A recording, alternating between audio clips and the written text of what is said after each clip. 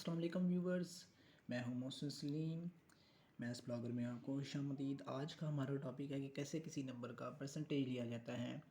How to take percentage of numbers के हम किसी भी नंबर का परसेंटेज कैसे फाइंड कर सकते हैं। फॉर एग्ज़ाम्पल हमारे पास एक क्वेश्चन है 30% ऑफ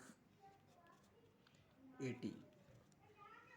हमने 80 की परसेंटेज फाइंड करनी है और कितनी परसेंटेज फाइंड कितनी है, 30% हमने 80 की फाइंड करनी है। तो इसके लिए हम एक ट्रिक मेथड भी यूज़ कर सकते हैं। वो ट्रिक ये है कि इस नंबर्स का 30 का फर्स्ट डिजिट और इस नंबर का फर्स्ट डिजिट हमने आपस में मल्टीप्लाई करवा देना है, यानी कि 3 multiply by 8 and that will be equals to 24। तो ये हमारे पास जो 24 आंसर आया है वो परसेंटेज है 80 की 30%।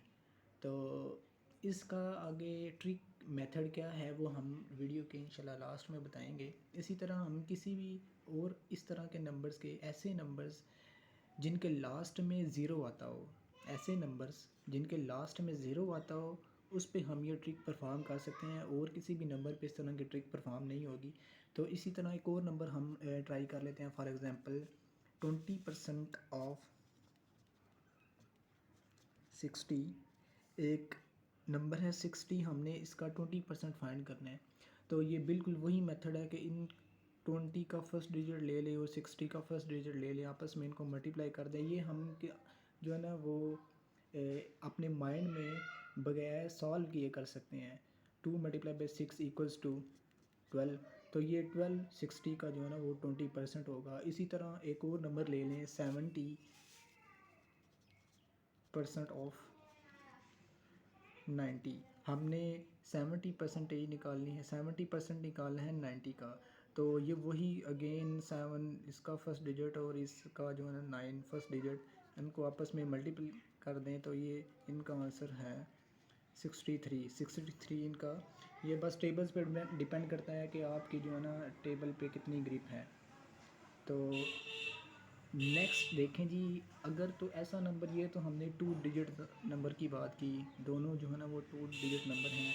अब ऐसा नंबर जिस पे आपके पास 3 डिजिट्स नंबर आ जाएं, आपने परसेंटेज फाइंड करनी है किसी 3 डिजिट्स नंबर की, तो उसको कैसे सॉल्व करेंगे आप, तो उसको देखते हैं हम।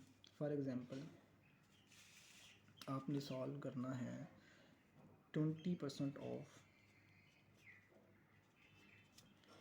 140। 20% ऑफ 140 आपने वो फाइंड आउट करनी है। तो इस किस्म के नंबर्स को आप कैसे परसेंटेज इनकी फाइंड करेंगे, क्योंकि हमने यहाँ पे तो किया है जस्ट फर्स्ट टू डिजिट्स हमने आपस में मल्टीप्लाई किए हैं, लेकिन यहाँ पे क्या सीन होगा, यहाँ पे 2 को 1 के साथ मल्टीप्लाई करेंगे, क्या इसका आंसर जस्ट 2 होगा? नहीं, इसको ऐसे नहीं करना। अब इसको क्या करना है कि परसेंटेज वाली वैल्यू का फर्स्ट नंबर और जिस वैल्यू का हमने परसेंटेज निकालना है उसके फर्स्ट 2 डिजिट्स आपस में मल्टीप्लाई करने हैं, यानी कि 2 मल्टीप्लाई बाई 14 इक्वल्स टू 28। तो 140 का 20% आपके पास आ गया 28। इसी तरह हम एक और सॉल्व कर लेते हैं 90% ऑफ